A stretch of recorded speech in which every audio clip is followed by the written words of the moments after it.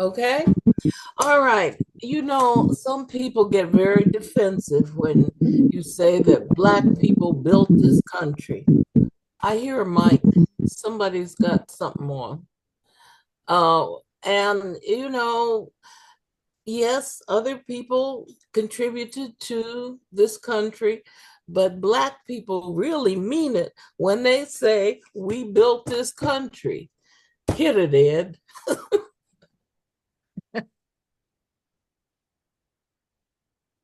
They build the White House too. Yeah. You starting, Ed? Oh,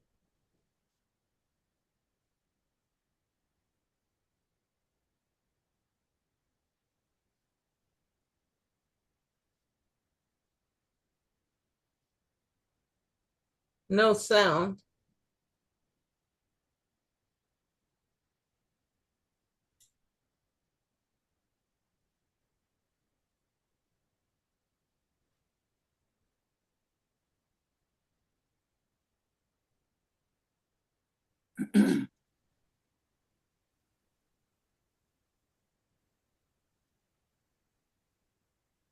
So, there's some people out there getting upset whenever we say Black labor built this country. But we're not making anything up, guys. These are facts. And we're about to present you with the historical receipts. In case you missed it, this is what we mean when we say we built this. Here's a quick history lesson for y'all. The first slaves were brought to the U.S. in 1619. Their job was simple: to make white settlers money. Slaves grew tobacco, rice, and indigo on the plantations of the southern coast. Now, fast forward to the late 18th century, cotton was king, and the U.S. was making stacks of cash on it, especially with all that free labor. Over 600 million, or just about half of the country's economic activity in 1836, came directly or indirectly from cotton. Cotton-producing slaves were just 6% of the population, but created almost half of 1 year's economic activity. We spoke with Professor Edward Baptist, the author of The Half Has Never Been Told. That 6% figure is specifically the enslaved Africans and African Americans who were in the cotton producing regions. We're looking at like South Carolina, Georgia, Mississippi, Alabama, Louisiana. Talk about being critical to a nation's economy. I guess you can imagine some sort of science fiction world where this didn't happen, but this is what did happen. Enslaved labor built the U.S. And their contributions weren't limited to the South. A little bit north in D.C., there's the White House. We built that. I wake up every morning in a house that was built by slaves. If you doubt our forever First Lady's words, the White House Historical Association spells it out pretty plainly. Planners turned to African Americans, both enslaved and free, to provide the bulk of the labor that built the White House, the United States Capitol, and other early government buildings. This country's financial center, we built that too. Wall Street earned its name because enslaved Africans built a wall to protect Dutch settlers from raids in 1653. This wall ran from river to river. Slaves built the roads, the docks, and most of the big-time buildings in the area that would soon become New York City. And railroads, slaves did that. North America's 4 major rail networks all own lines that were built and operated with slave labor. Before the Civil War, nearly every rail line east of the Mississippi River and south of the Mason-Dixon line was constructed or run at least partly by slaves. You know what else we built? What about that great American music genre? Yes, rock and roll. We built that too. And blues, and jazz, and hip hop, and pop. America's favorite snack food, that was a black guy behind the potato chip. The ironing board, a sister. The traffic light, yep, he was black. The super soaker, that was a dude named Lonnie. He's black too. And the person who invented the technology responsible for the caller ID and call waiting, her name is Dr. Shirley Jackson. And yes, she's black. Clearly, there isn't enough time to go through all the ways black people have built this country. They're vast. Don't get it twisted. Native American and many immigrant communities have made tremendous contributions to the infrastructure, identity, and imagination of the U.S. as well. So when we say we built this country, we actually mean it. What's up? I'm PJ with The Root. We want to bring you more series and videos like this, and we need your help. Let us know what you thought below and subscribe to our channel on YouTube. Okay. This is where... Today in America, we celebrate... Stop. these are the jobs we had early in this country's history. And this is where some people want to keep us. These are the jobs. When President Trump talks about Black jobs, he talks about the jobs that inferior people took. Okay, we're going to move to our guest today. March Gallagher is going to inform us, hopefully, about the status of jobs. Let me give you an introduction to March. March, many of you know her, some of you don't. She's the Comptroller of Ulster County, and she not only writes checks for the county, she collects information and data to share with communities to help them make sound decisions. And she's been a voice on issues of affordable housing, racial equity, women's rights, the care economy, ensuring adequate mental health services, addressing a climate crisis, and making sure taxpayer money does the most good for the most people. She has a master's degree and a law degree, and she addresses these many issues in all the boards she sits on. I think she's in every board in Ulster County. I counted 12 on her resume. Well, not really, but she's on a lot of boards and involved in a lot of things.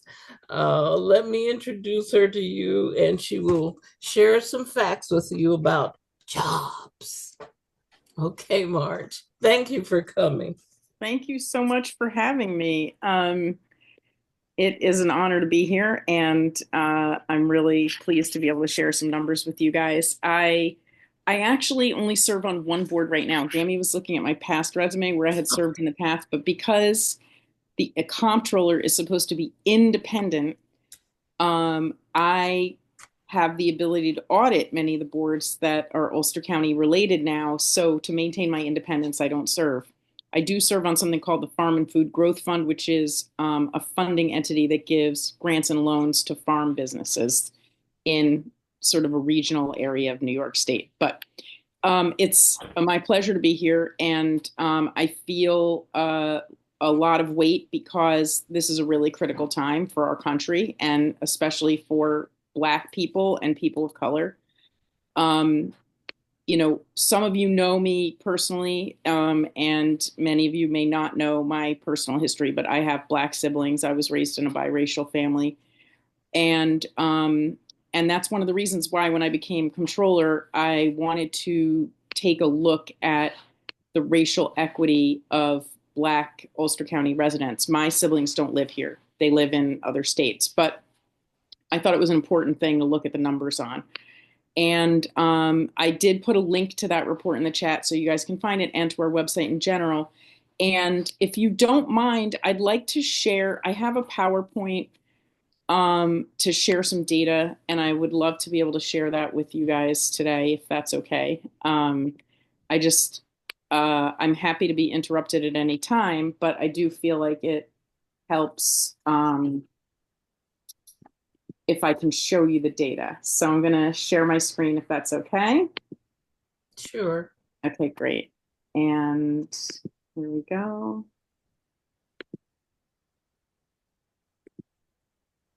And let me just, I don't want this thing to be as huge as it is right now. There we go. You know, I felt like I was going to put Black jobs right in the title here, because certainly when that comment was made, I think it really rattled all of us, and I think we just need to take it on the nose and address it, sort of like what Maud was saying about going and saying we support diversity, equity, inclusion. I would urge people to say the words out loud and not use just the acronym. I think it's harder to say you don't believe in inclusion than it is to say I, you know, the letter I. And so I think we can, for me anyway, I know I can get my point across when I'm not using an acronym to use the full word. So I just wanted to remind you, and I had said this already, that we did issue this report in 2022. It was largely based on 2020 data. It's really the kind of report that can only be done once every 5 years because of the data sources. And I'm going to lead you through some data sources, but you can see that it covered, a lot of different topics, including health and COVID, education, criminal justice, the economy, employment, entrepreneurship, housing, consumer goods, generational wealth, etc.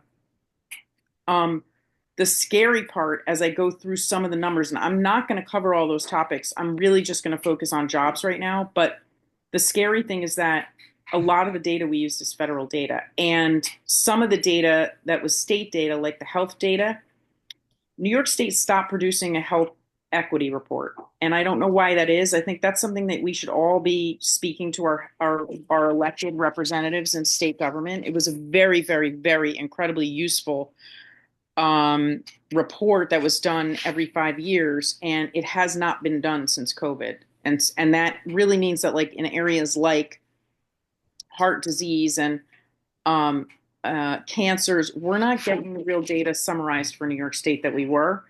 So I just wanted to point that out because you NAACP members, as you talk to your state reps, certainly should urge that.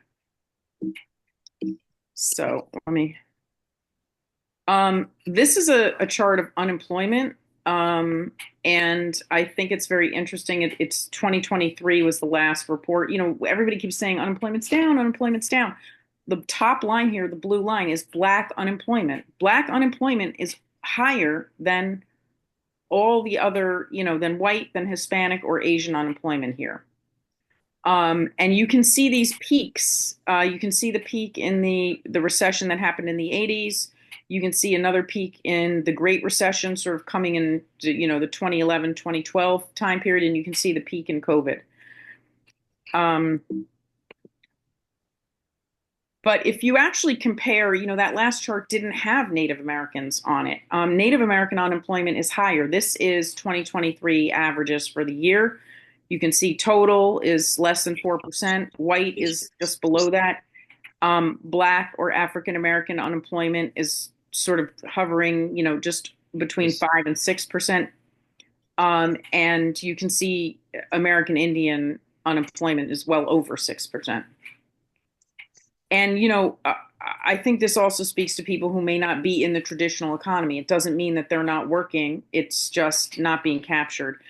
And I think one of the things that we really wanted to talk about, and I'll get more into this, is what kind of jobs are people actually doing? I was not able to get Ulster County wide or even Mid-Hudson data. This is national data, and this is from the Bureau of Labor Statistics. But you can see that if you look at the second column, that's Black and African American employment. The blue part of that is management, professional, and related professions.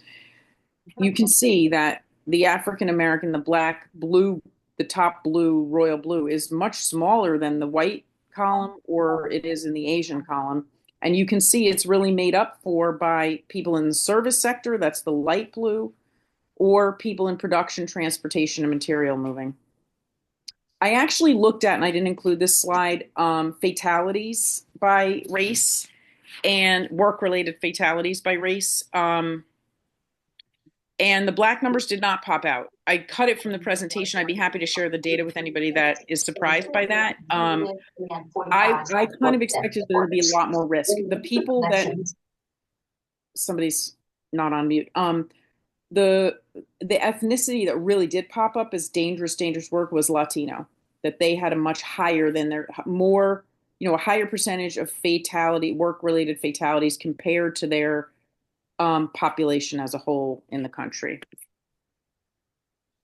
So this is a little bit more detail. I think you can see here the column that is yellow is the percentage of Black people in these areas, in these professions. So I think the important thing to look at is that, like, Black Americans are 12.8% of the country, yet they're only making up 10% of management, professional, and related occupations.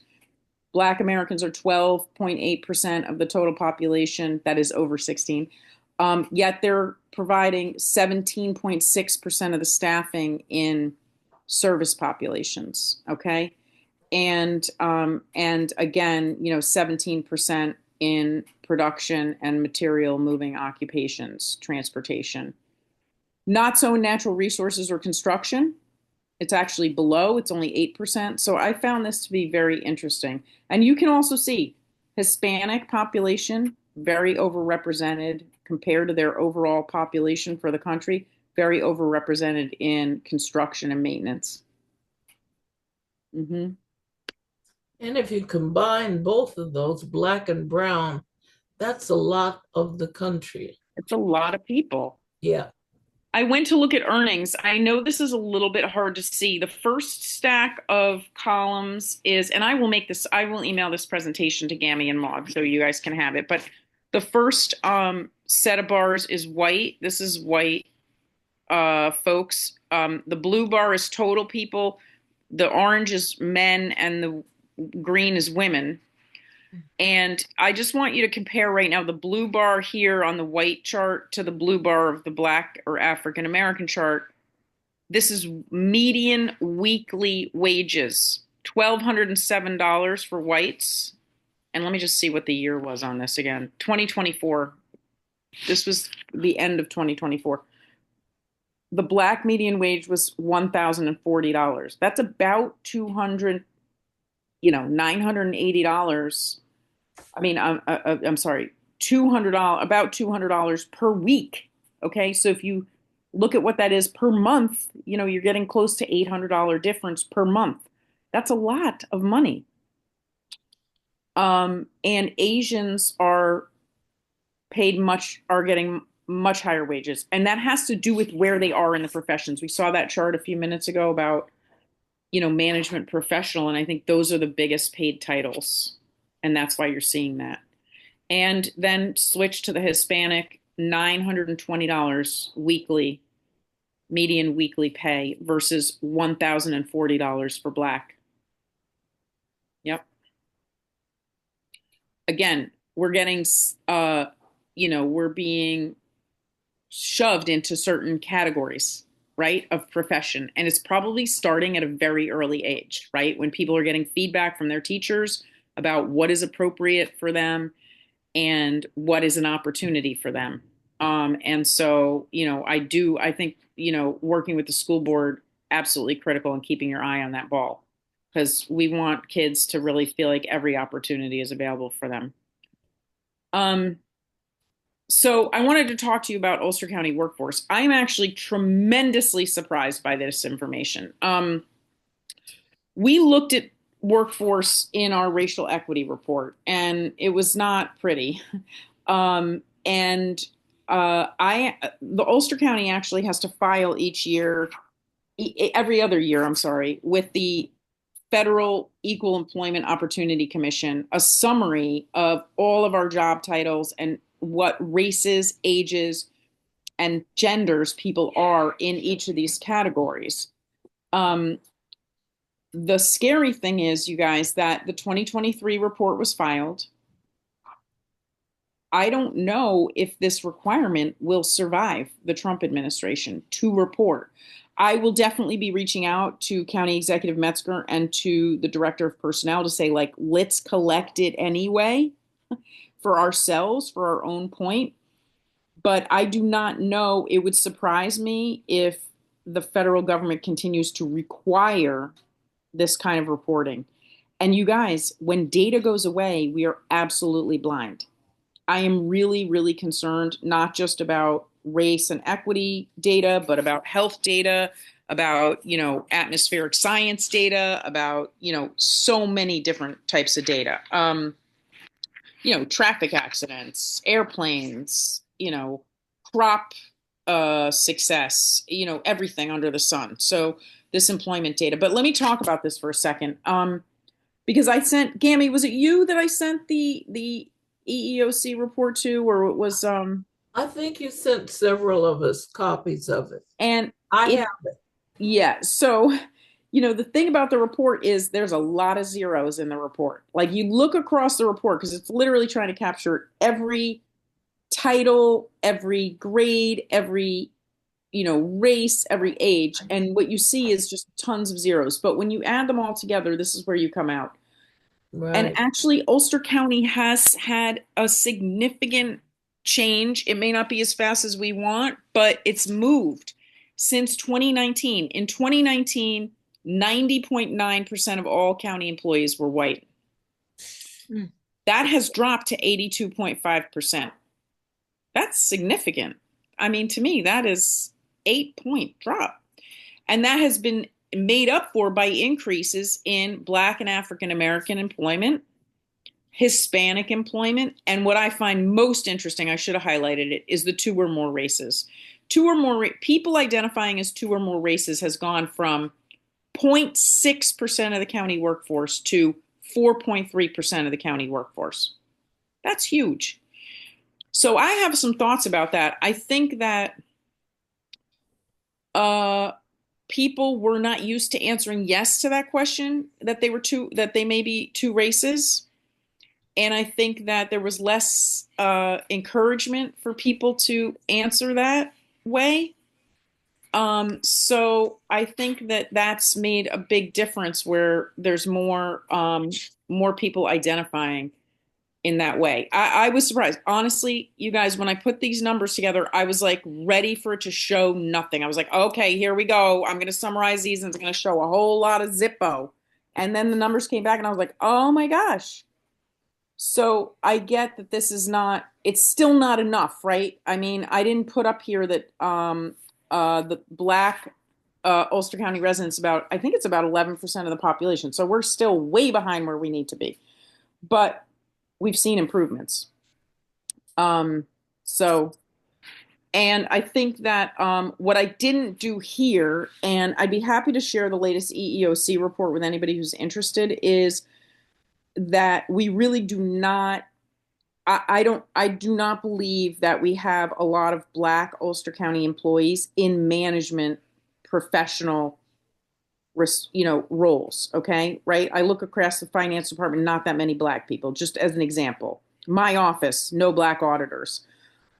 So I think while we've made strides, we haven't made that many strides. And we also have had some very tumultuous and painful parting of ways with Black department heads.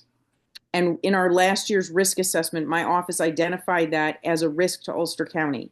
We had at least 4 separations that were less than pleasant, and for both sides. And I know County Executive Metzger was really upset by that finding. She, wanted to be clear with me that people were definitely not terminated because of their race.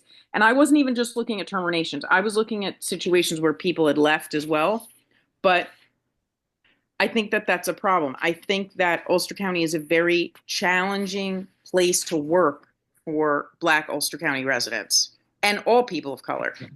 And all people of color it's I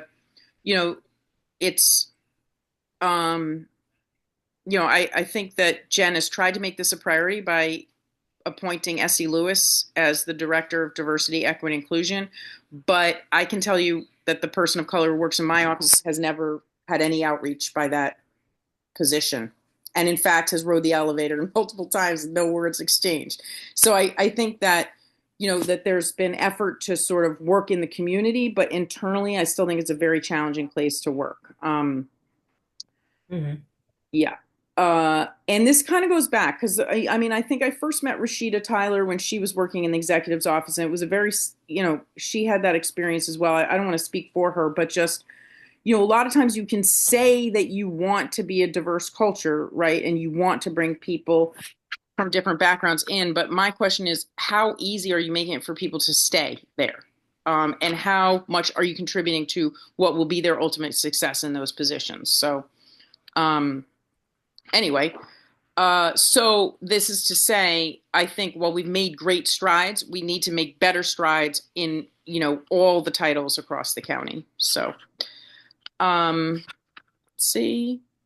This is really the end of what I was going to say today, and I'm happy to answer more questions. One thing I do want to say is, and I put these links in the chat, so I'm going to stop sharing for a second, is that I think that we will take on, the racial equity report again, probably 5 years out. So I think we started it in 21 and then published it in 22. So we'll probably start it this year to maybe, or next year to following year. But I'm really worried about the data being available. A lot of that data I shared with you guys is federal data. The wage data, federal data, the data that showed, the columns of whether people were management professional or or the trades, that's all federal data. And it's going to be very, very hard to keep track of where we are if there's no data to point to. And things could get noticeably worse, and we won't have the data to describe that. Like, for example, unemployment data right now is stratified by race. They're going to probably take that away. We won't know. We'll feel it on the ground, but we won't have the numbers. I mean, I hope that New York will continue, but I do have concerns that when we go to publish that report, it'll be very challenging to do it because it'll be hard to find that data. By the way, that in and of itself will be a very telling report. Like, oh, we would have published this, but there's a missing gap here. Will we have a DEI person in place, or do you think that position is going to go? I think that position will stay, but I think that you may see a change in the words around the position. I'm not sure. Yeah. And you saw that the education department is saying that they're going to cut off education funding for districts that do not get rid of their DEI programs. And, it's very challenging. I don't know what the answer to that is. We did put out a federal funds impact report back in November.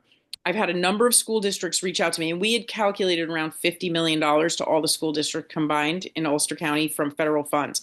Many districts have reached out to me and said it's really not that big because the year that I looked at had ARPA, American Rescue Plan Act, money in it. Right. So the impact may be less than I originally thought, which would be great if they take federal money away. Look, we're not going to teach that Nazis are good, okay, no matter how much money they take away. And I feel that same way about diversity, equity, and inclusion. We're not going to stop talking about the fact that we had slavery in this country, or that Black people built railroads just because, then take your $2 million and go shove it. Like, I don't care. We're not going to shut up. Too bad. So we're going to have to really get creative about these things. And, and I am certain that the county executive is not going to get rid of that position. Whether you see some changes around it, maybe you will, but you're not going to see that sort of change in Ulster County, I don't think. And here's the other thing about it. Part of me as a money person, I'm like, oh no, let's just don't say anything that's going to risk the money. Okay. But if we can't do it here, okay, in the bluest county, in a blue as blue state, okay, if we cannot take a stand, if we cannot call it out, then who the heck can do it? Okay, so we have to. And you see it happening already. You see the county executive speaking about it. You see the acting county clerk speaking about it. You see the sheriff. So I just feel like I have to put my money hat aside, okay, which is hard for me.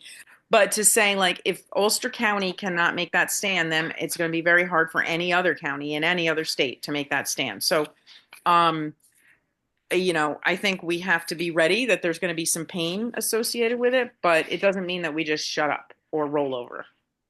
We're not doing that. Yeah. That's why I say to the NAACP board that we have to be before that school board meeting every time they have a meeting. And we must say that we are not going to shut up about diversity, equity, and inclusion. We're going to keep it before them. We are not going to shut up about it. We're not going to let it go. And then, Margie, we are supposed to go to Albany on March the 4th, the NAACP mobilization. We go every year. Last year we didn't go. We talked to our representatives on Zoom. But we will ask that question, why New York State equity report stopped. We need that. Maud, I will email you the health equity report that I'm talking about, so you can actually bring a copy of it to say this is what I'm talking about, because I think that would be very powerful. Yes, thank you. I don't know, for example, the last time it was published, Senator Hinchy wasn't in office even yet. So she may not be familiar with it. Hasn't come out since she's been serving. And the one that I think it was 2022. And if anybody, I think I gave out copies, but if anybody interested in looking at the last one that was sent out, I still have 2 extra copies. I have a copy for myself that I kept, and I have 2 other extra copies. Yeah. I mean, did you get a report? You got a report, right? Who? Gammy. Yes, I answered March before. Yes, I have a copy. Yeah, okay. I think Madeline has a copy. Yeah, a lot of them was given out. Yeah. Right. Yeah. I also think that it would be great to bring the New York State Health Equity Report. That's not my report that we put out at the county, right. But this state report. I think our health chair should get that. Yeah. Yes, please. Okay. Well, I truly thank you for coming. A lot of it has been very enlightening. And, we're supposed to be serving people of color. So when we see both the Black and the brown statistics, just as I said before, that's a lot of people. It is a lot of people. Yeah, and that they are not in management positions or very few. It is what I've said, and it's going to affect education because now, for instance, reading is supposed to be culturally inclusive, and ELA is supposed to be culturally inclusive teaching, and that's going to affect the whole curriculum. So. I didn't bring population data with me today, but if we didn't have growing Hispanic population in Ulster County, we'd be hemorrhaging population. We'd be shrinking as a county. And that is not a healthy economy. That is not good for the county. We don't really want to be shrinking. But I don't think people realize that, without growing Hispanic population, we would be smaller than we are. Right. Yeah. Thank you guys so much for having me. And, thank you for coming. We appreciate it. If there are no more questions, I do have one question for Marge. You said how many people you have working in your office, and you only have one African, one Black, seven, and one is Black. No, none. Black. No, it's very. I've been in Ulster County since '67. And I haven't seen any really Black working in that kind of building. Yeah. We do have some Black department heads right now. We do. The head of our mental health department is Black. The head of our economic development is Black. He is Black? The one that you gave me okay. Yeah, and the head of workforce development is Black. So we do have some great Black department heads right now. I think there's been a real conscious effort to do that, and that's great. But there's a lot of management staff that's not a department head. See, and the other thing is, for a department head, it's a choice. Jen Metzger gets to appoint them. She doesn't have to go off a list and a test. For the auditors in my office, they have to be tested, and I only have the choice of the top 3 testing. I have rarely had to hire an auditor. There's only been one auditor that's changed since I've been there for 5 years. So a lot of times these civil service positions, people stay for a long time. But it also means that we need to encourage Black and brown people to take the civil service exam. It may not be something they're even thinking of doing. And recently, the Metzger administration did eliminate the fees on those exams, which is very helpful. Like, what? I'm supposed to come and pay you money for you to tell me no? You know? So the fees on the tests have gone away, which is great. But I do think that, those announcements for those tests may not get to people. I have a question, March. Yeah. I'm assuming that each department, I know you're all swamped, but that actually could be something that you would pass on to a staff member, right? To maybe even give classes of how to take the test that for your, say, for instance, for the auditor, or if the ones that have civil service, I mean, is that a possibility? Maybe doing it even through the NAACP? Yeah, I don't know of any classes for these or for any of the titles. Like, there are some arcane. How does it get to the community? Yeah. What I'll do is I'll forward to some of you the announcements of when positions are open so you can see what they look like. They're very daunting, you guys. It's just a lot of boilerplate and gobbledygook, and it's very hard to even figure out, like, what is it you want somebody to do? You know what I mean? Like, what is this job actually? But the tests themselves may not actually be that hard once you get in there and take it. Do you see what I'm saying? Like, there's a lot of like legalese around the position and the description and the test and everything, but when you can get in there and answer the questions, it may not be that bad. But Christine, I don't have anybody on my team who would be appropriate to teach something like that. I don't have that. No, I don't know. What could be helpful, and it's not only for your department, whatever, that tests are coming with all these legalese. If you sent it to us, we could actually make it more English speaking friendly, and then give that out. Well, like, we could take that on. Totally. Even if you just said to your friends or colleagues, like, hey, look at this position for a welfare examiner. You know what I mean? Right. Because even when I get them, you guys, all it is a number. It doesn't even have the wait till I send it to you. You guys are going to be like, this is so arcane. It doesn't even have the position name a lot of times. It'll just be like position number 4357221. And you're like, oh, okay. And until you go into the document, you don't even know what it is. But I'll send it. And Christine, I'd love to get your feedback on that and a few other folks at the table here, because we need people, right? Yeah. We're having trouble hiring. So I'd like to add increase numbers if people don't even know the positions are open. I know. But, you know, the problem. Most of the civil service advertised in Ellenville is from Sullivan County.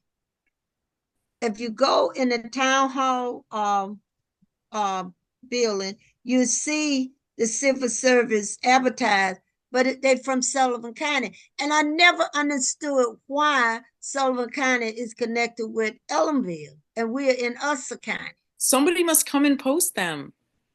That's simple. Yeah.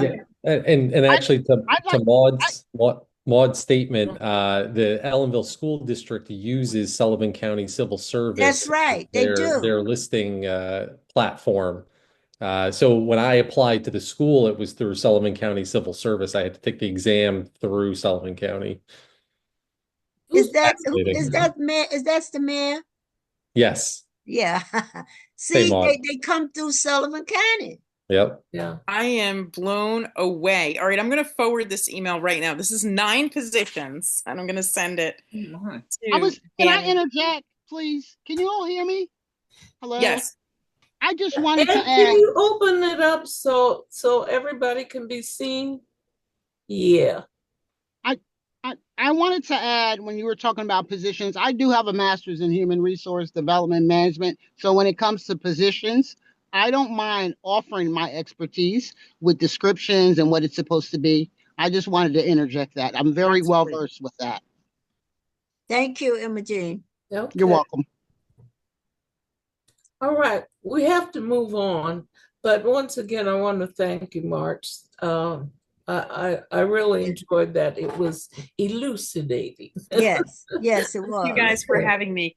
I'm going to forward this email because I have it on my work email to Gammy with the positions. And Gammy, would you please send it to Christine and Maud and absolutely. Absolutely. Regine? Yeah, thank you. And good Thank you luck guys in for the having us. election.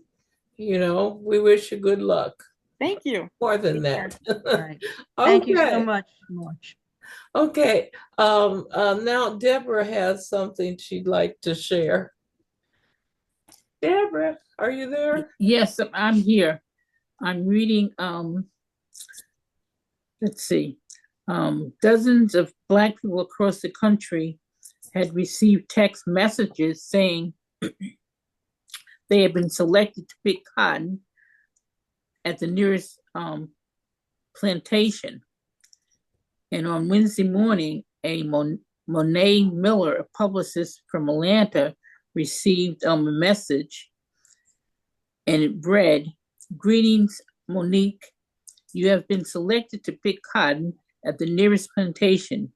Be ready at 12 p.m. sharp with your belongings. Our executive slaves will come get you in a brown van. Be prepared to be searched down once you've entered the plantation.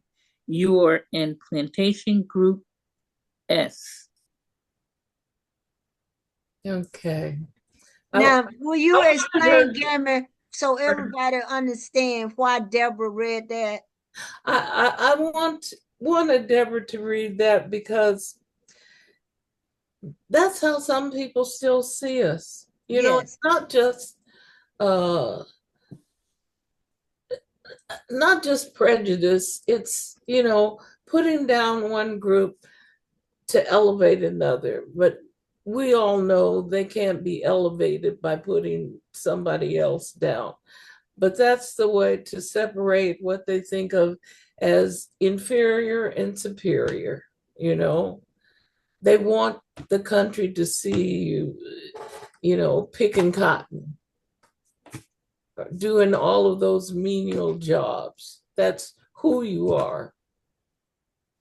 But we're not defined by jobs, because if we were, there's a whole lot of people who would never have reached the heights that they have reached, which leads me into an introduction of our film, Fannie Lou Hamer's America.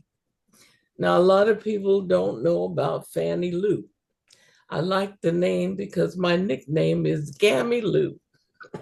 So Fannie Lou was a preeminent civil rights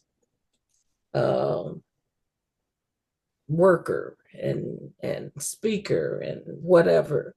But her roots were, she was a cotton picker from a sharecropping family in Mississippi at a time when that it was not so different from, before the Civil War. And she had not had an education. I think she stopped school at 12 to pick cotton.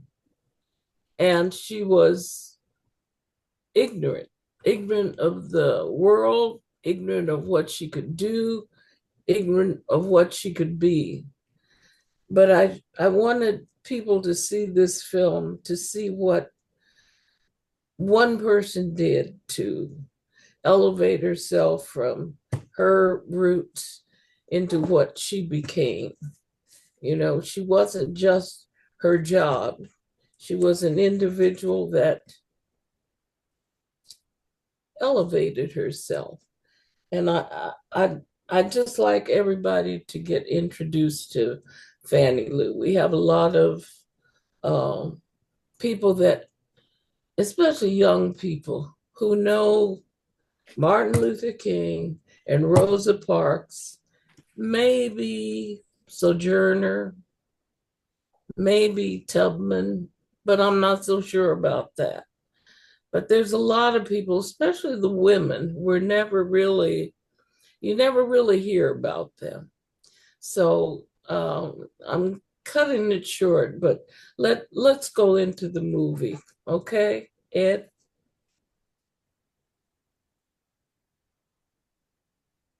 We've been down so long, we ain't got no other way to go but up. An icon of civil rights history tells her own story in words and song. I question America. Is this America? The land of the free and the home of the brave. If I hate you because you hate me, I'm no better than you are. Fannie Lou Hamer's America. The following program contains mature content, including racial epithets used in historical context and descriptions of violence. Viewer discretion is advised.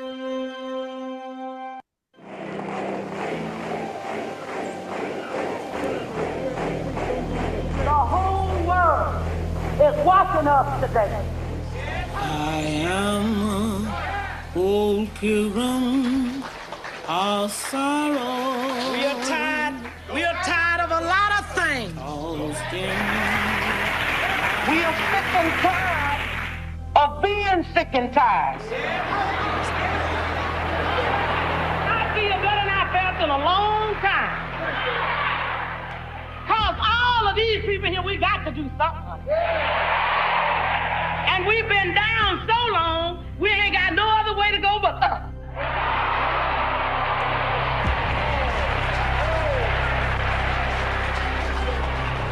It was 40 million of my people destroyed as they was bringing my ancestors here on the slave ships of Africa. I can forgive easily for a lot of things, but when white America taken my name, that was a crime. My name is Mrs. Fannie Lou Hamer. I'm Mrs. Fannie Lou Hamer. One day you'll be proud when you can say, Senator Fannie Lou Hamer, because I'm on my way there. Freedom is not something that's put in your lap. You got to stand up. I've been beaten in jail till my body was hard as metal, but I'm not stopping. The flag is drenched with our blood. Because, you see, we have never accepted slavery. They know what they've done to us. All across this country, they know what they've done to us. I question America. Is this America? The land of the free and the home of the brave.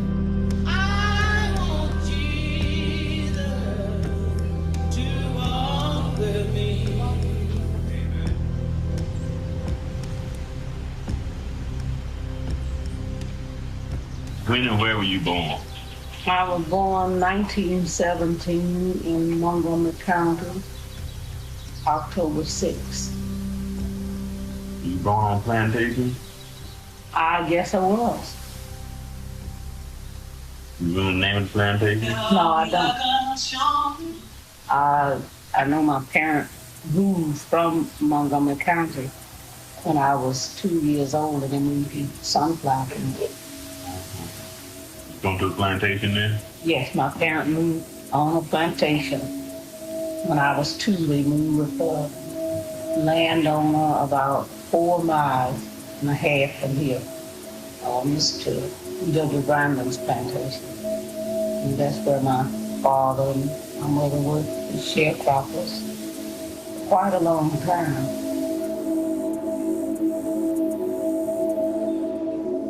Sheep pie, where your little lamb? Way down in the valley. Birds and the butterflies picking at his eye. And the poor little thing, he cried, Mama, Mama's gone, Papa's gone. They shall bring some horses, white and black, speckle and gray, all them pretty little horses. When you wake, you'll eat a pancake and ride a pretty little pony. Go to sleep, Go to sleep, go to sleep, little baby.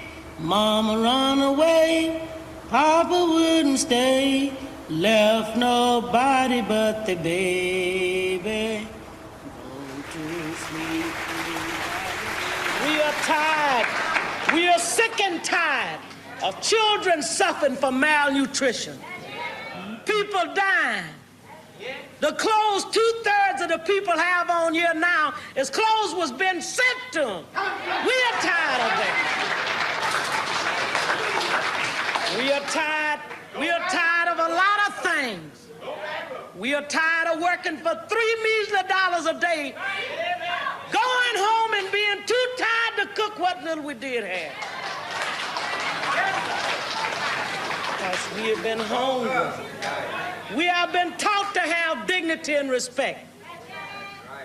And you know, if we are going through being bit by dogs, some of them being shot down, some of them being beat in jail, we are not fighting back, but we going on because there's nothing right here. What other nation have gone through what we've gone through? You've never heard of no other race but a Negro that marched through a mob crew just to go to school. Why? We work all time and never have enough food. I said, but the white man be riding around in fine cars. I said, and they have plenty to eat. But I didn't realize at the time he was stealing it from me. Being one of 20 children, a very poor family, sharecroppers in the state of Mississippi, I know what it's like to be hungry. I know what it's like to be without clothes. I know what it's like to be without food, to live in a 3-room house with no washroom facilities, just a 3-room shack. So in my earliest childhood, I remember one day I was playing beside this road and the landowner drove up and he asked me, could I pick cotton? And I told him I didn't know. I didn't know. At 6 years old, I just didn't know. So he told me, I want you to go out in the field, Fannie, and I want you to pick 30 pounds of cotton. And if you pick 30 pounds of cotton in a week, I'll carry you to my commissary store and I'll let you get some of the things that you want to eat. So don't you like Cracker Jack? That was exciting because I'd never had them. So I went out in the field and I told my parent, and my mother asked me did I want to try it. And I told her I did. And she told me, said, now, we won't let you cheat. If you pick it, we'll say you picked it. But if you don't pick it, you don't get it. So this made me work very hard. But that week I did pick 30 pounds of cotton. That Saturday, the landowner did keep his promise. He carried me to this commissary store. He gave me some Cracker Jacks and cheese and the daddy wide leg sardines. But I didn't realize what he was doing other than that, because the next week I was tasked 60 pounds of cotton. By the time I was 13 years old, I was picking 200 and 300 pounds of cotton.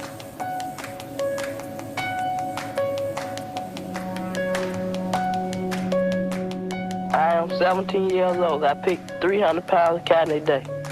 I am 9 years old. I help my mother pick cotton. I pick 100 by day. I am 14 years old. And I help my mother pick cotton. I can pick about 200 a day. Now, at first, I really couldn't understand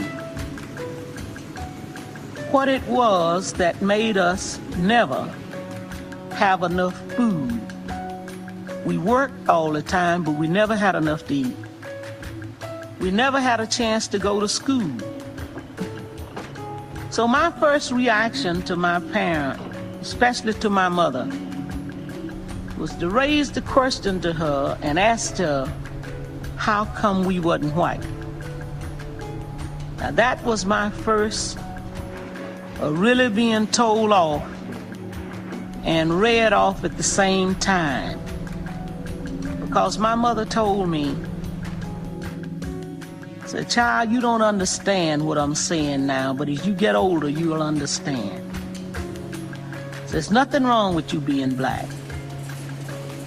And I don't want you to forget that. Said if God had wanted you to be another color, you would have been another color. Said don't be ashamed of being black.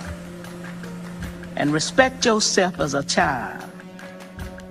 And as you get older, respect yourself as a black woman. You might not understand what I'm saying now, but one day you will understand.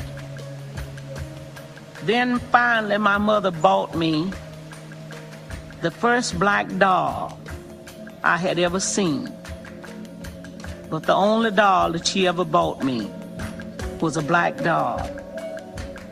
And what my mother was doing, I couldn't understand it then, but I understand now.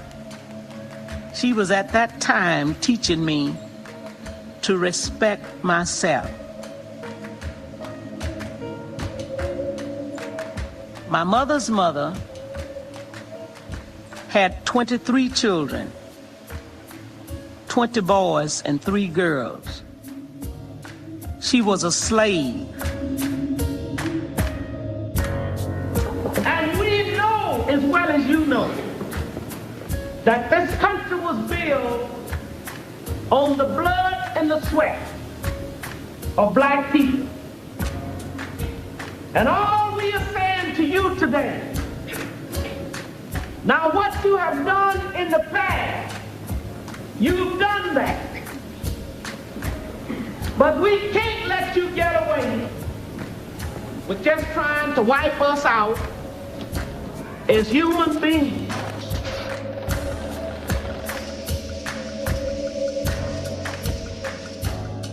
When I was about 13, I began to understand what my mother was talking about. And I prayed to God to give me the chance. And I told him if he would just let me live to get grown, I would get out in the streets and on the turn roads.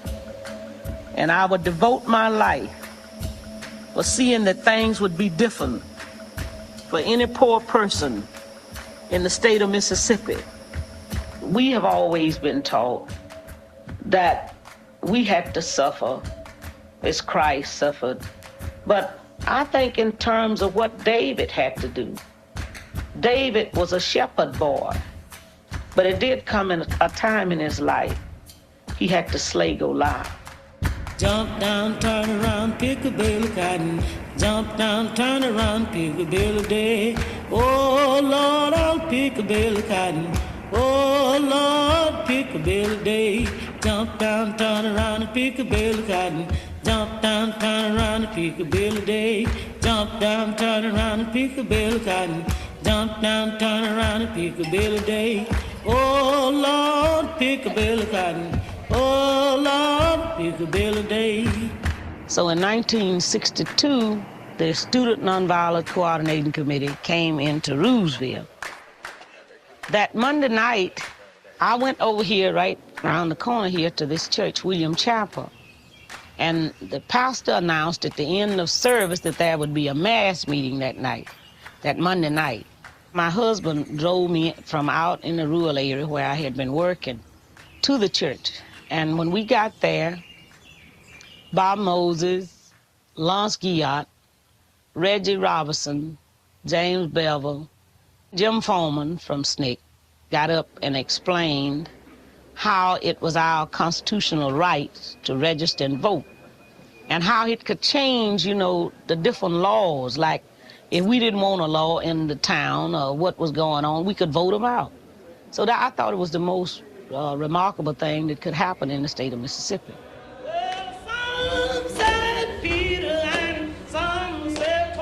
I'd never heard until 1962 that black people could register and vote. I'd never even heard that that was in the Constitution. We go in and live with people, live in their homes, try to get them to the point where they lose some of their fears. We have to cut across a generation of fear. I went to a SNCC conference in Nashville, Tennessee in November 1962. And the first time I had a chance to just sit next to a white person, I've never been that nervous in my life. SNCC is the type of people, they call them far left, radicals, beatniks, and all of this kind of thing. But they still is willing to go into areas. They work with the people that's poor, they work with the people that never had a chance to be treated as a human being. And if it's necessary, some have already done that, has given their lives for the cause of human justice. We would go to places to go in to do voter registration, and we'd talk to people, and we would tell them we was coming back the next day, and by the next day somebody would be done got to them, and they would want to talk with us. We would be harassed, and we know cars would be passing the house loaded with white men, and trucks would be passing there with guns hanging up in the back. Well, it was rough. Year after year, things looked like got worse and worse. The Student Nonviolent Coordinating Committee helped to build confidence in people that they was just about to lose all hopes, and that's the truth. Hello again, everyone, and welcome to Citizens Council Forum. It's our very real pleasure to welcome back to our microphone today former Governor Ross Barnett of Mississippi. Dick, it's been my pleasure to participate in your program several times, and I'd like to say that it's been my privilege to travel throughout the length and breadth of America during the last few years. One thing that has impressed itself upon me throughout my travels, and that is how similar the people of this great nation really are. No matter where they happen to live, they're all about the same. I know that you were asked about the state of race relations in Mississippi at the present time. What was your answer to that question? Well, they always ask that question about race relations, and I told them in substance that until all the communist-inspired agitation began, Mississippi actually enjoyed the best race relations of any other state in the nation. I told them that our white and colored citizens knew one another as individuals, and that they cared about one another as individuals. And despite all of the efforts to create ill will and hatred, that I honestly believe that on a person-to-person basis, that the people of Mississippi still have the most cordial race relations in the nation. And I told them that we are all going to try to keep it that way, both the white and the black.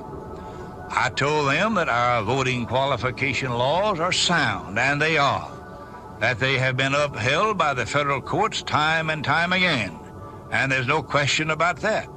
I told them that our registration officials understand that these laws must be administered fairly, with no one placed under any undue burden, that all are to be treated alike. I told them that the record will show no proof whatsoever that any qualified applicant in Mississippi has ever been actually denied registration because of his color or his race or national origin.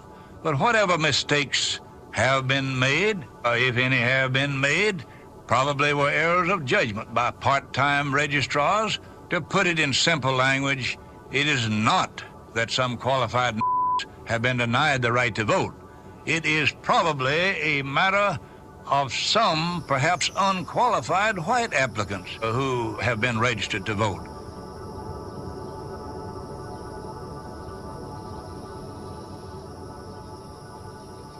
I'll begin from the first beginning, August the 31st in 1962, that I traveled 26 miles to the county courthouse to try to register to become a first-class citizen.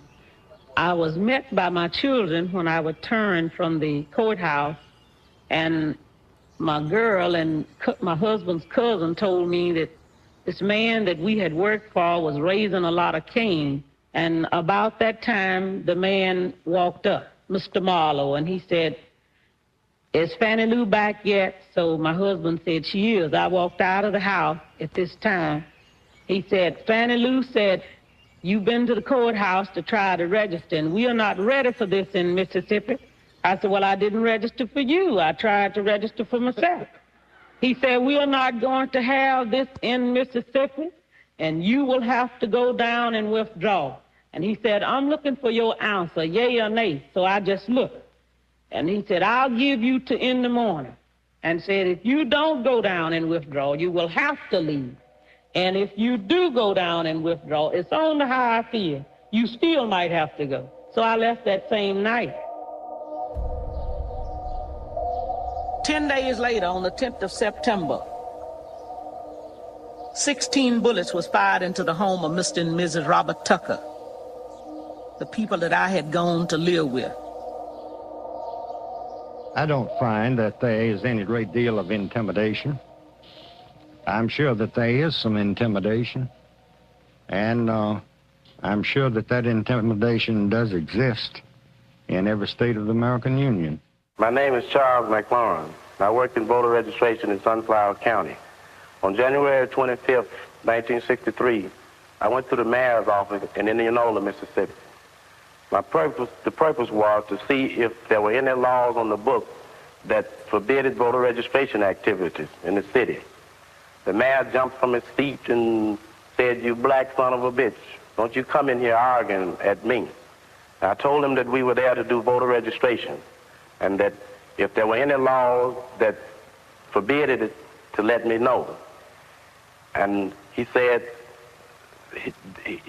no. I turned to walk away, and he called me back, said, "Go out and teach everybody in the town.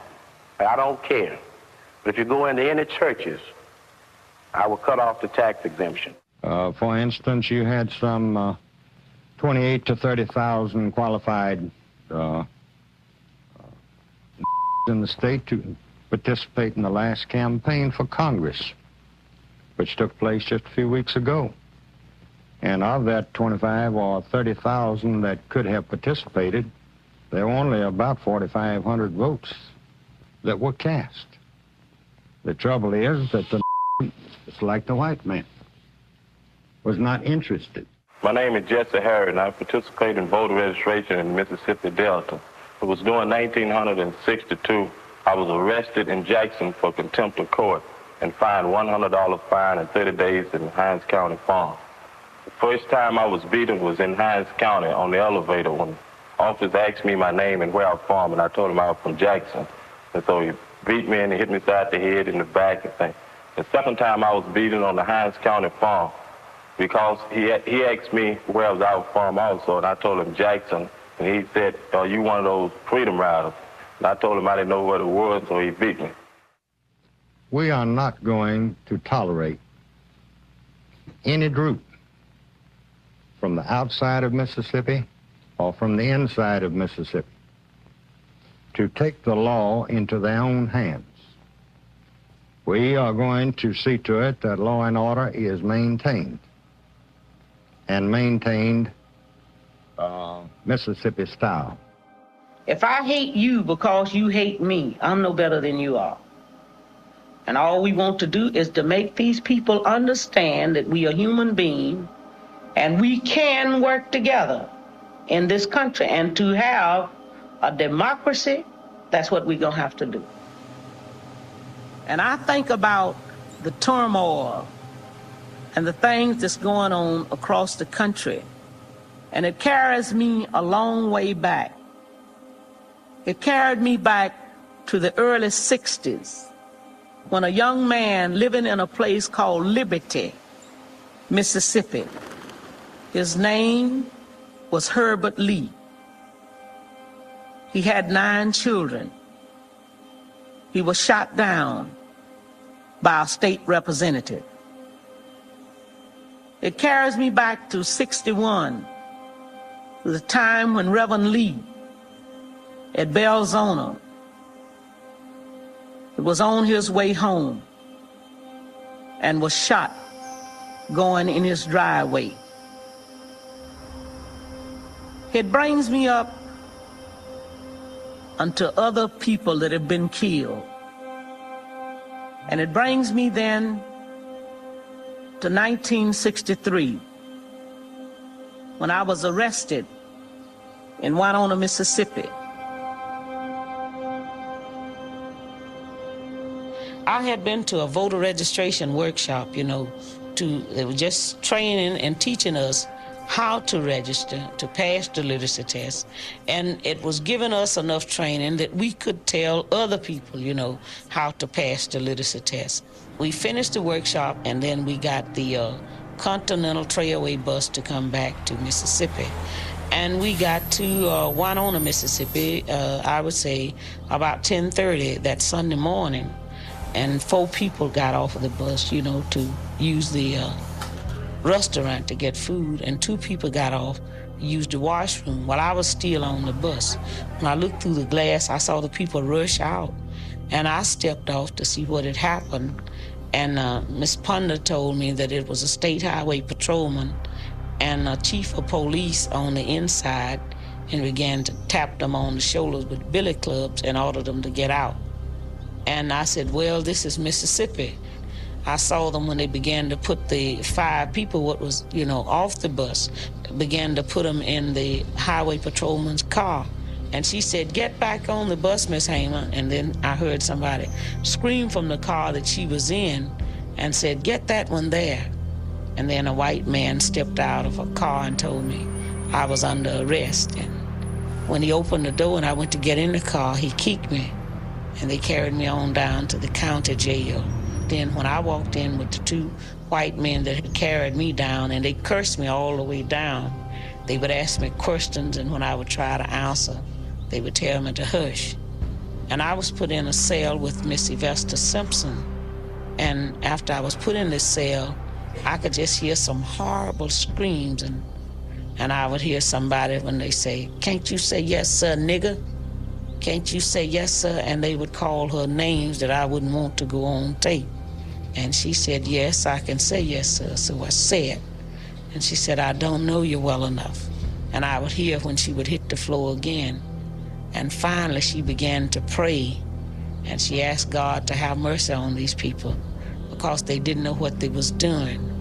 And after a while, they passed my cell door with this young woman, Miss Annelle Ponder. And one of her eyes looked like blood, and her hair was standing up on her head, and her clothes had been torn. And then 3 white men came to my cell, and one of them was a state highway patrolman, and he asked me where I was from, and I told him I was from Rouville, and I guess he called Rouville. And they didn't like me in Rouville because I worked with voter registration there. And when he came back, he said, you damn right. They said, you're from Rouville, all right. And we gonna make you wish you was dead. And they led me out of that cell into another cell. And he gave a Negro prisoner a blackjack. And he ordered me to lay down on a bunk bed. And the Negro prisoner said, do you want me to beat her with this, sir? And he said, you're damn right, because if you don't, you know what I'll do for you. And I laid down on the bunk like he ordered me to do. And the first Negro beat me. He beat me until he was exhausted. And after he beat, the state highway patrolman ordered the second Negro to take the blackjack. And during the time he was beating, I began to work my feet because that was a horrible experience.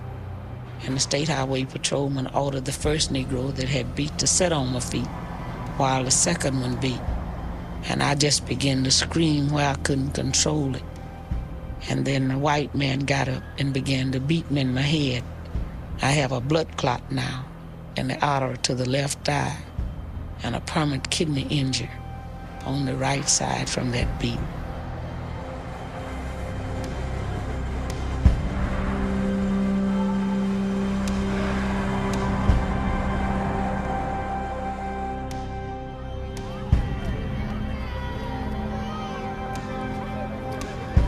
At that time, I was out on the road most of the time. They want me to come from place to speak. voter registration and trying to get more people involved. And that's what we worked on mostly that whole summer. All that SNCC is trying to do, and the young people that came into Mississippi from the 1964 project, all they are trying to do is to say these are human beings and they're supposed to be treated like anybody else. Most likely a cop won't try to chunk you in here, but The white people in the movement, especially the young people, is just as dedicated, it just as pure in wanting a change for all human beings. And I just have faith, not only in the young Negroes, but in the young whites that will be working in the South and fight all over the country to bring a change in the United States. And I'm just wondering if people in this room understand, one, that people should be expected to get beaten, they should expect to spend in jail, and that they should expect possibly somebody to get killed. I also know it was people like Andy Goodman, Michael Swan, and James Chan that gave their lives in the state of Mississippi, that all of us would have a better chance. And when they died there, they didn't just die for me, but they died for you, because your freedom is shackled and chained to mine. And until I'm free, you are not free either.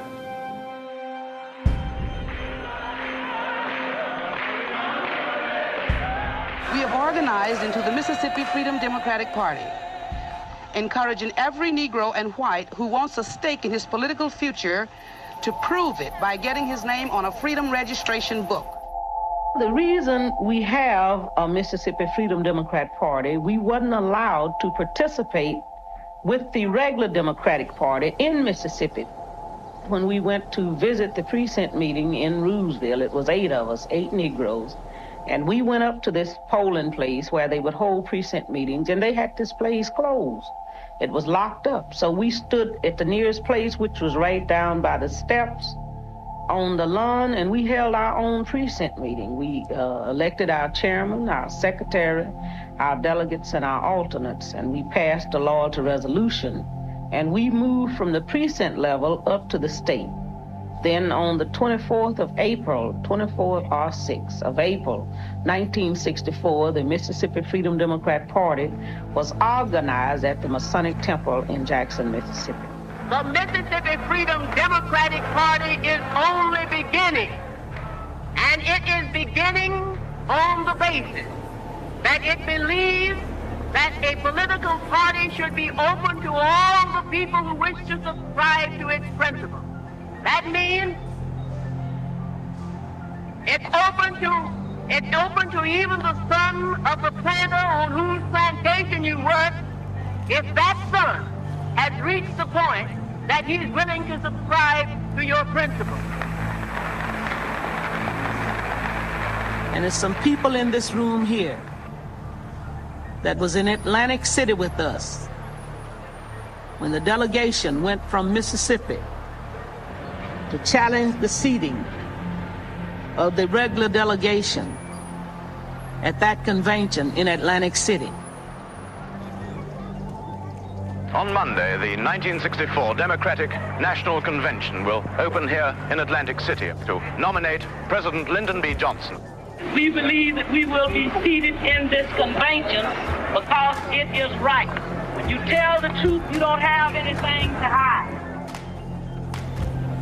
The seating of the delegation from the Mississippi Freedom Democratic Party has political and moral significance far beyond the borders of Mississippi or the halls of this convention. It is the very terror that these people are living through that is the reason that Negroes aren't voting, that they're kept out of the Democratic Party by the terror of the regular party. And what I want the Credentials Committee to hear is the terror which the regular party uses on the people of Mississippi, which is what Reverend King was explaining, which is what Aaron Henry was explaining, and which is what the next witness will explain, Mrs. Fannie Lou Hamer.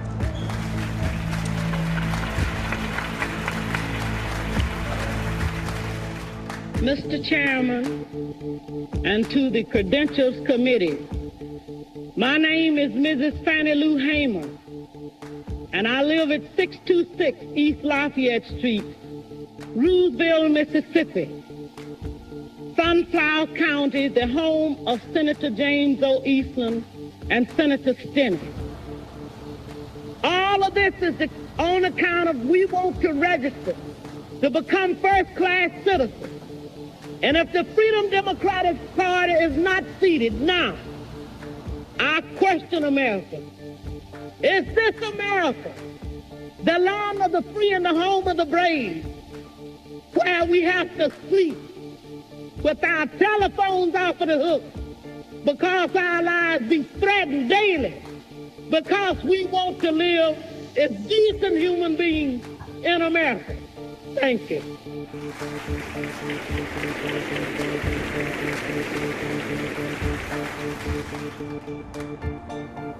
They offered us 2 seats at large. We refused to accept a compromise.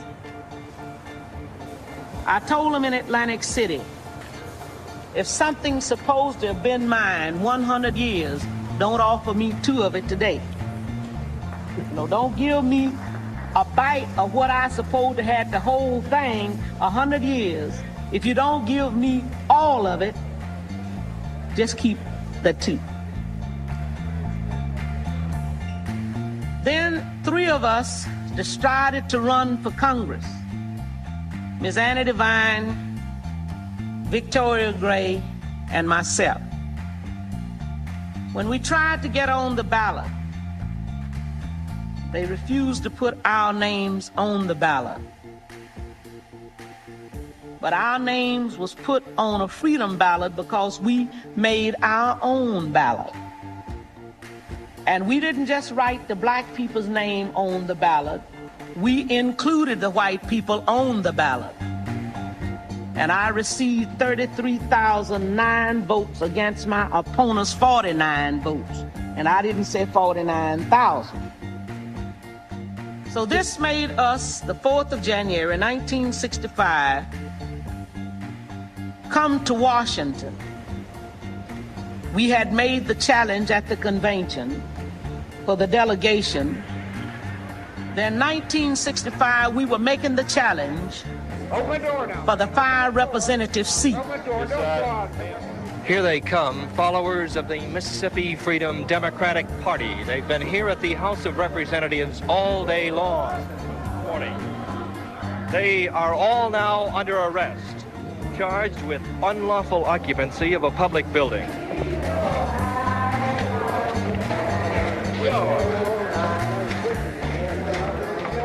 The police officials there at the House, you would have thought we was carrying secret information from the United States to Russia, the way they, acted as though we was carrying a bomb or something. The congressman from my district didn't say anything, but the others said enough, they couldn't even prove to the cell they was telling the truth. They said they represented the people of Mississippi, and 42% of the people we know as well as they know can't register and vote. And that's why I had to tell the congressmen there and the chairman and the committees that it's now time for America to wake up.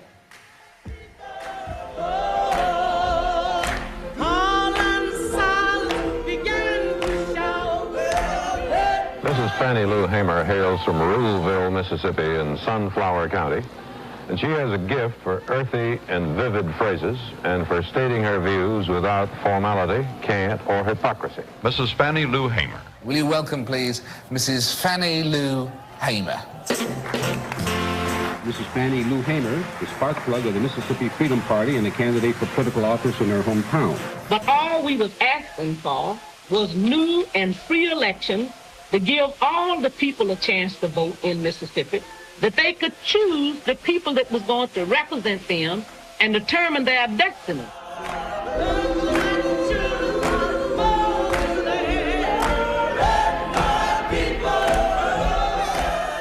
When they had the hearing before the subcommittee on election, they said, well, we won't say you're not right, But if we let you get away with this, they'll be doing it all over the South.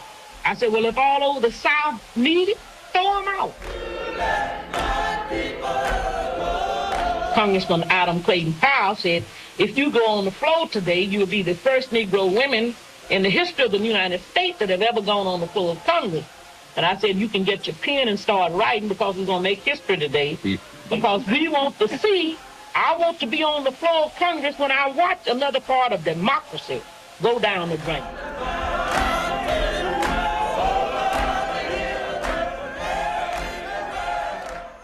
And regardless of all the things that we went through, in 1963 or 1964, we didn't have many people registered in the Mississippi. But today we have 60% of the black population registered in Mississippi. We have 42 elected officials in the state of Mississippi. And one day you will be proud when you can say, Senator Fannie Lou Hamer, because I'm on my way, baby. Our top priority is doing what we have to do here in our own country to try to heal some of the wounds that's so very deep. And we're going to fight for peace. We're going to demand peace until every one of us have peace in this United States. On the shore, I'm gonna land on the shore. I'm gonna land on the shore where I'll rest forevermore. The preacher in the pulpit with a Bible in his hand, he's preaching to the sinner, but they just won't understand. I'm gonna land on the shore. I'm gonna land. The whole hope in the future of this country, if it's not too late already, is with the people, what some people call the militant, the radical, or whatever you call them, black and white throughout the country at these college campuses. They are very true, they are very honest, and all they want is the thing that they've been reading about is to become a reality. And for this country to have democracy in action, it's going to come through these young people. I've been very concerned with young black people in Mississippi, and there's no need of getting an education, running to some other place. Fight and make it right here. I'd take a chance in Mississippi quicker than I would Chicago, because we at least know where we are here. But they got some of the same hypocrites up there. It's just like these white racists down here. And that's when we have to do our thing right in Mississippi. And you see, a lot of these young people hadn't been exposed to what it's really like. You know, some of them had been in school, just came out of school, and, you know, they said, well, we believe that this will work or that will work, only to be faced with all of these things somehow have looked like backfired in their face. We have been black powerless people for 400 years. I've seen people boxed in, black children, in Harlem of New York. I've seen people boxed in, black people, in Chicago, Illinois, in the slums, with the babies sick, rats eating on the babies. So what we mean by black power is we mean to have not only black political power, but black economic power, to have a voice in the educational system, that our kids will know, not only the black kids, but the white kids should know the kind of contribution that have been made by black people throughout this country. We want to determine some of our destiny. And this is what black power means. We want to have something to say about our destiny. We want black power. We want black power. You see, and I'm really fed up in hearing the word compromise. I've got to get just a little taste of what I suppose had every bit of it 100 years ago. White people are trying to resection you where you won't have as much power, you know. Well, one night I went to bed and didn't turn over, and I woke up in another district, but we still a majority. So, you know, we have to go to court whenever it's necessary. I didn't didn't come to Washington to hear no bills being legislated that they would feed me in 1972. What in the world is going on between 1972? I'm thinking about what you gonna do for my people in December. We are sick and tired of being sick and tired. For so many years, Negroes have suffered in the state of Mississippi. And we are tired of people saying that we are satisfied because we are everything but satisfied. A person that was born in the middle class that have never had to suffer, you know, he can afford to take things maybe easier than I can, and all I've ever done was suffer. A person that's born in the middle class and have always had things somewhat decent, he can't make a decision for me because he actually don't know how I feel. I never will forget, Mr. Wilkins came to me one day from the NAACP that I found out at that national convention was the National Association for the Advancement of Certain People, but it didn't include us in Mississippi. And he came to me and told me, he said, you people are ignorant, you don't know anything about politics. You put your print over, why don't you pack up and go home? And we got to let people know how we feel. We are not satisfied because we know. In the 4th chapter of St. Luke in the 18th verse said, the Spirit of the Lord is upon me because he has anointed me to preach the gospel to the poor. It was his purpose here, was preaching and speaking to the poor. So mostly what the middle class, bourgeois, white and black, because I've seen white Toms, Negro Toms, they concerned about the person that's already got something. They're not trying to bring no change for these people don't have anything, you know. If they go into an area, they're going into the best part of the neighborhood, they're going to get with the best type of people. And you see, that's the hypocrisy of this whole country.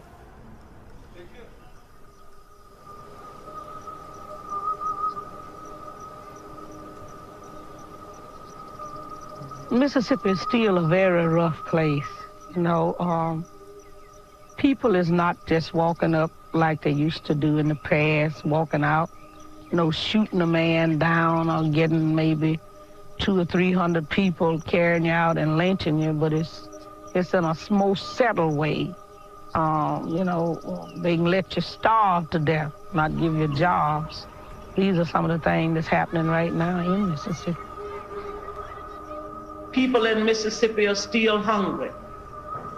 People in Mississippi are still living in run-down, dilapidated shacks. You see, you will have to have experienced it to know what it's about. Because my daughter, that's 17, stayed in the hospital one time, 6 weeks suffering from malnutrition. And it's not because we are lazy.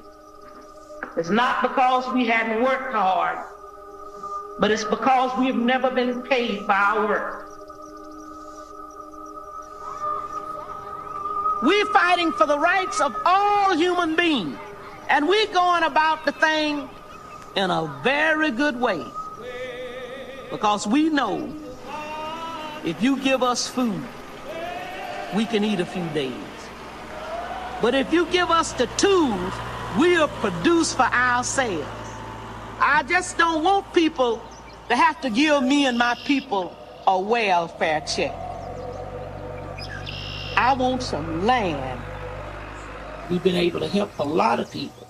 We grow our own vegetables, you know, like butter beans, peas, okra, potatoes, peanuts, started this pig bank program. The plan of the thing is that it can grow to produce enough that people just won't know what hunger is.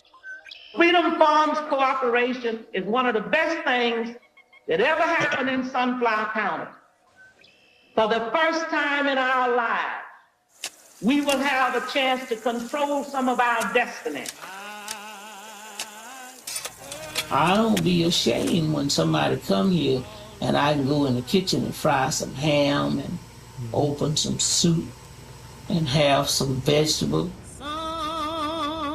Once you have been hungry and had to stay hungry, When you see them that's suffering, you want to change it for them too. She had the inability to say no to people who were in need. And what had happened was typical of Fannie Lou. Sometime when there were money to make the payments on the farm, if someone came who needed money to make a payment on a house or to buy food or for utilities or for whatever, Fannie Lou would let them have it. I've heard of a city called heaven. And so help me God, the cry of hunger is the cry of hunger, whether it comes from black, white, brown, or red.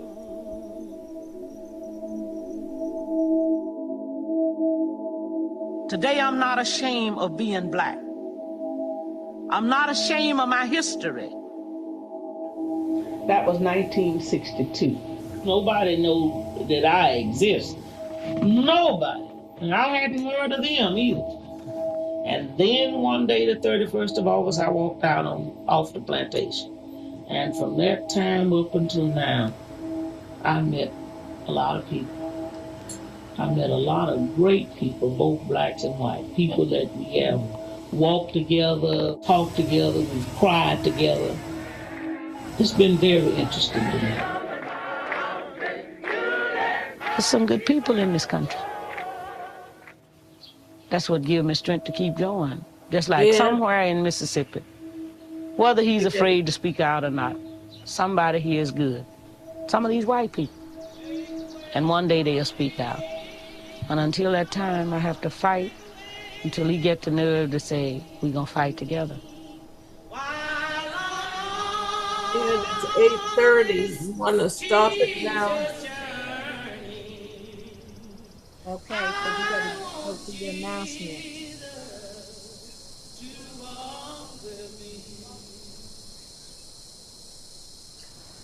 I didn't want to keep people past 8:30.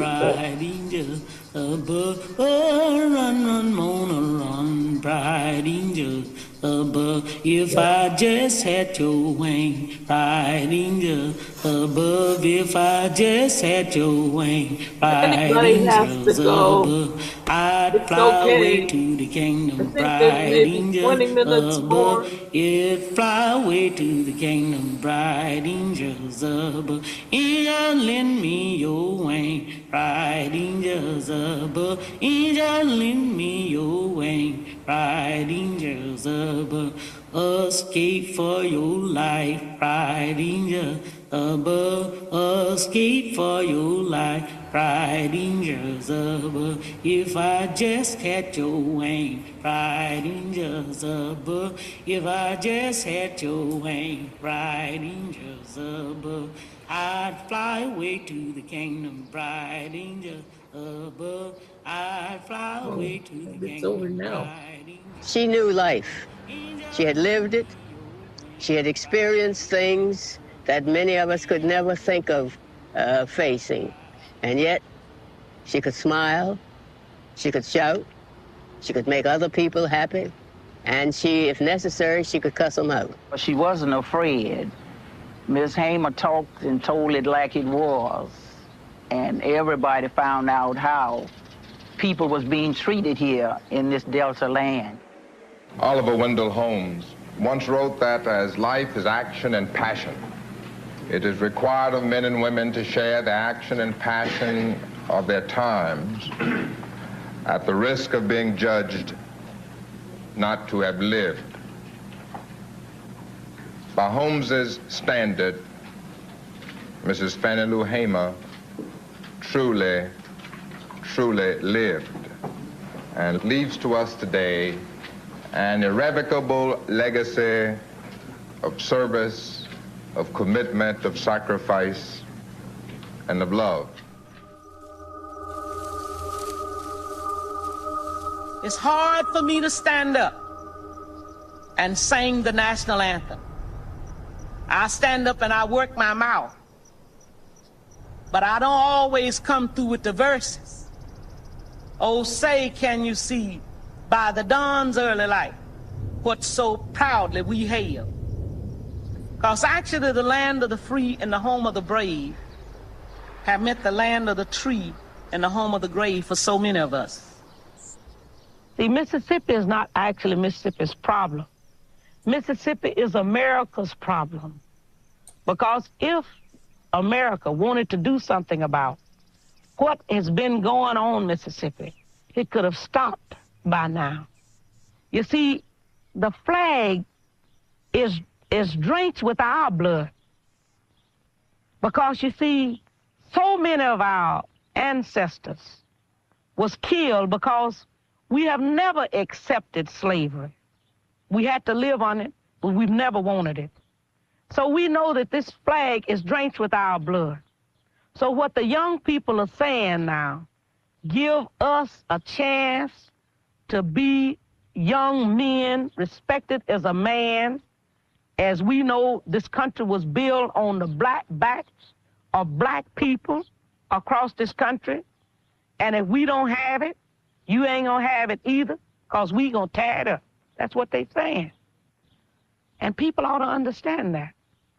I don't see why they don't understand that. They know what they've done to us. All across this country, they know what they've done to us. Wade in the water, wade in the water. We are not dealing with men today. The 6th chapter of Ephesians and 11th and 12th verse, to put on the whole armor of God, that he may be able to stand against the wiles of the devil. The 12th verse says, for we wrestle not against flesh and blood, but against powers, against principalities, against the rulers of darkness of this world, spiritual weakness in high places. And people, whether you believe it or not, you better remember this today. A house divided against itself cannot stand. A nation that's divided against itself cannot stand. And it's 2 past midnight, and we on our way out.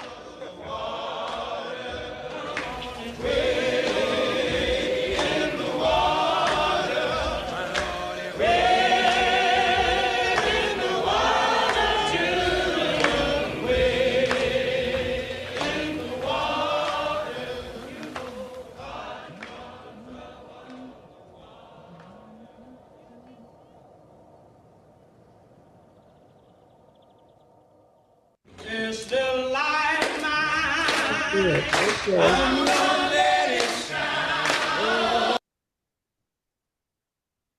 Yes. Okay, is Ed there? Okay, that's it. You're more than your job. And you Is Ed still on? Anybody else still on? I'm on. I think so. I'm on. Is I'm Christine on. still on? We got 7 people. I'm on, Maud.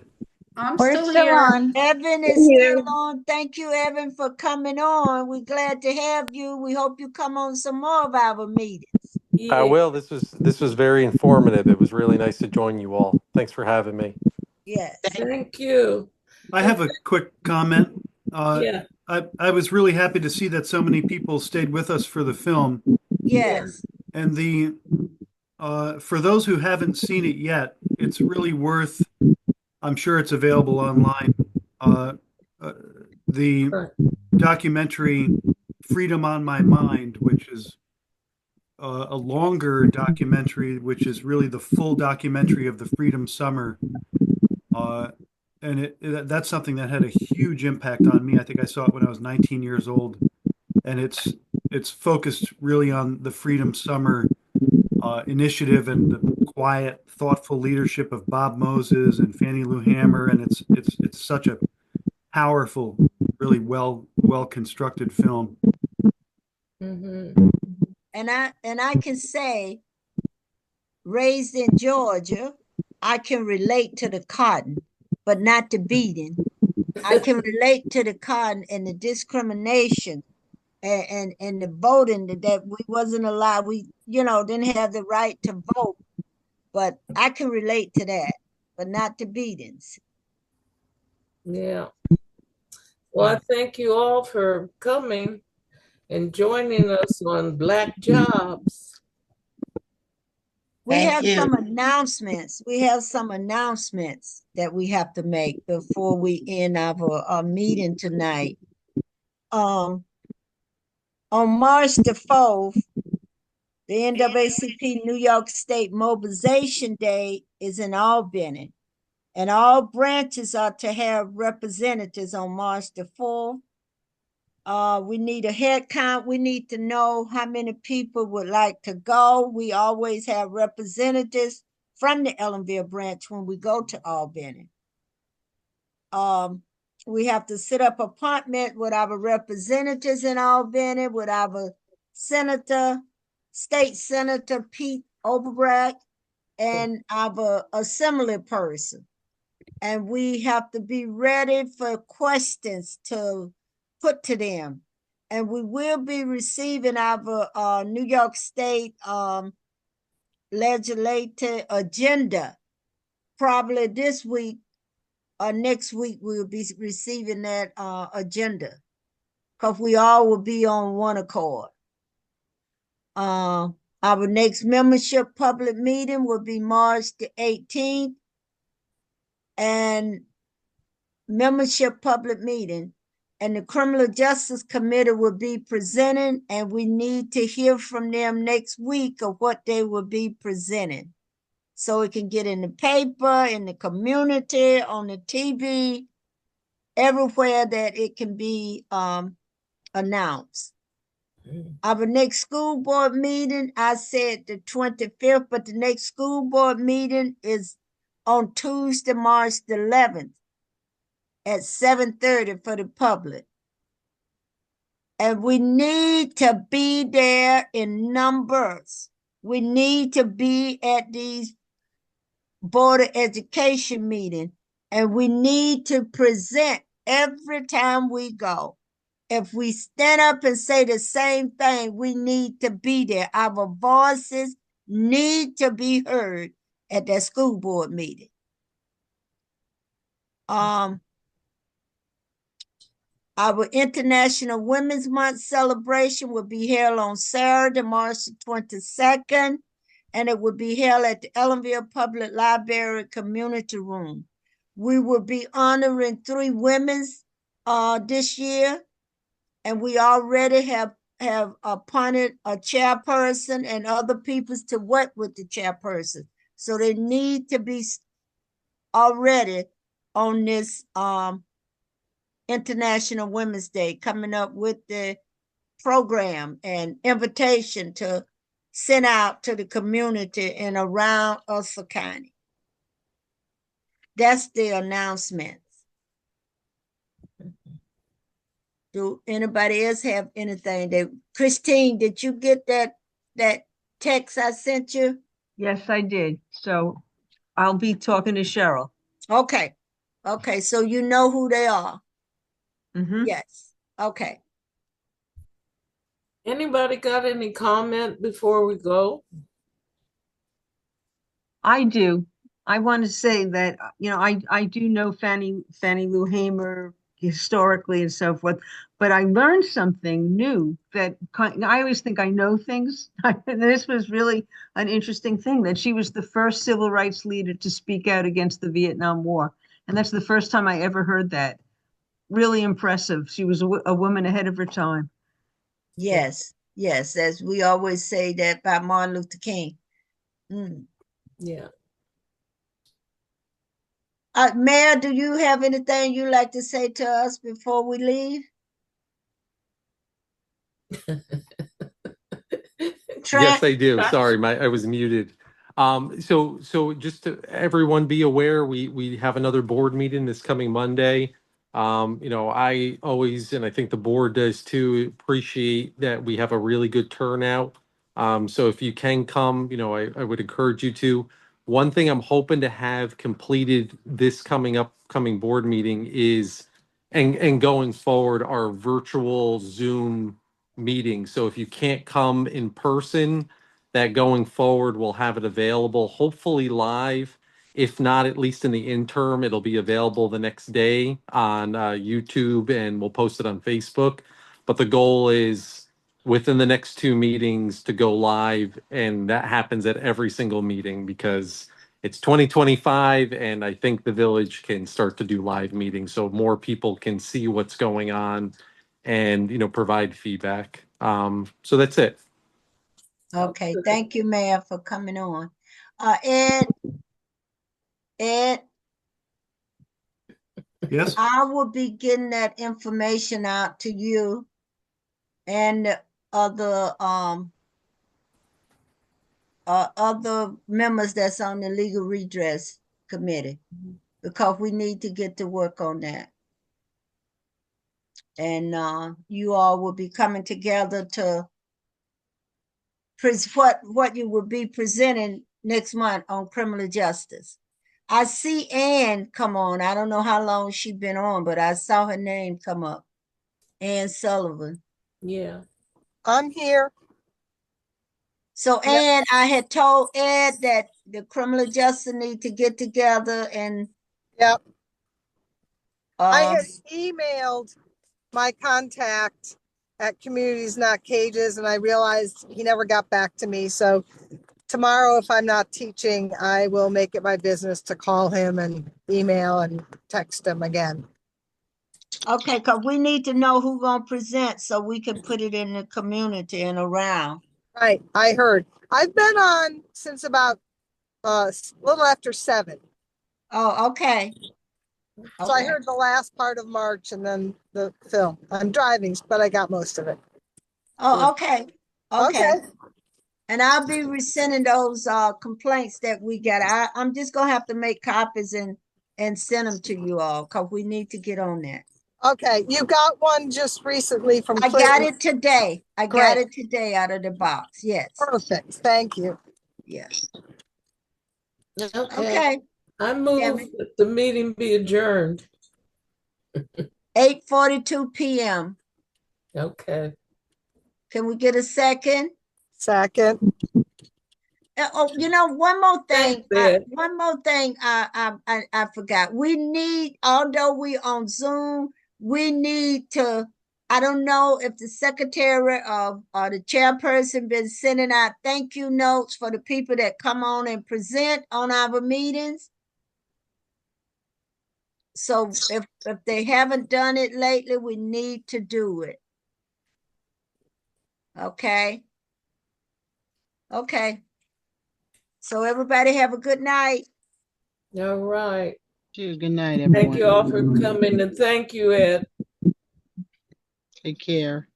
Good night, everybody. Thank you, everybody. Good night. Good night.